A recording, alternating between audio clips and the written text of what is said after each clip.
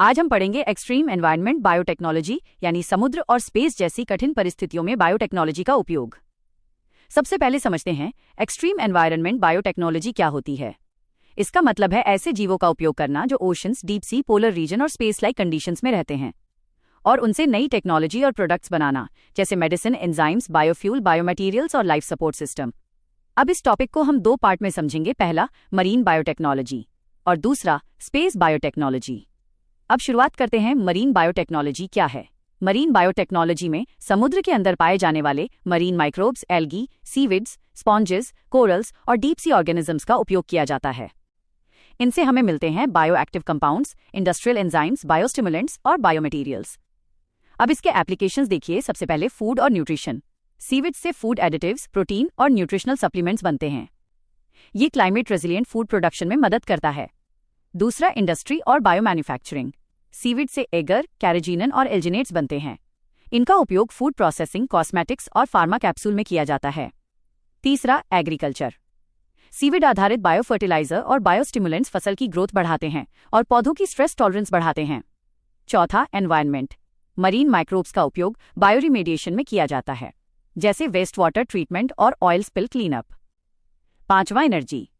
Algae आधारित system से biofuel बनाया जा सकता है। अब यूपीएससी के लिए सबसे इंपॉर्टेंट पार्ट, मरीन ऑर्गेनिज्म से मेडिसिन। समुद्री जीव अपने सर्वाइवल के लिए यूनिक केमिकल्स बनाते हैं। इन्हीं केमिकल से हमें मिल सकते हैं एंटीबायोटिक्स, एंटी इन्फ्लेमेटरी मॉलिक्यूल्स और एंटीवायरल बायोएक्टिव्स। डीप सी ऑर्गेनिज्म ज्यादा वैल्यूएबल होते हैं क्योंकि वे हाई प्रेशर और लो लाइट कंडीशन में अडॉप्टेड होते हैं। अब भारत की स्थिति समझिए। भारत में सीविड कल्टीवेशन लगभग 70,000 टन प्रति वर्ष है, लेकिन फिर भी भारत को एगर, कैरेजीनन और एल्जिनेट्स जैसे प्रोडक्ट्स इंपोर्ट करने पड़ते हैं। भारत की सबसे बड़ी ताकत है 11,000 किलोमीटर से ज्यादा कोस्टलाइन और लगभग 2 मिलियन स्क्वायर किलोमीटर ईजेड। अब बात करते हैं स्पेस बायोटेक्नोलॉजी क्या है।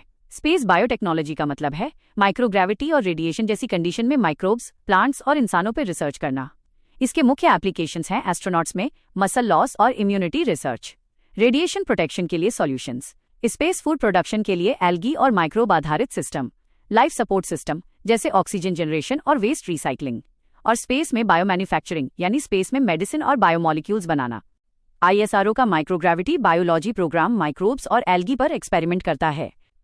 ये भविष्य के लॉन्ग ड्यूरेशन मिशन और ह्यूमन स्पेस फ्लाइट के लिए बहुत जरूरी है। अब यूपीएससी वैल्यू ऐड के लिए गवर्नमेंट इनिशिएटिव्स भारत में blue economy framework, deep ocean mission और बायो E3 इनिशिएटिव बहुत इंपॉर्टेंट हैं।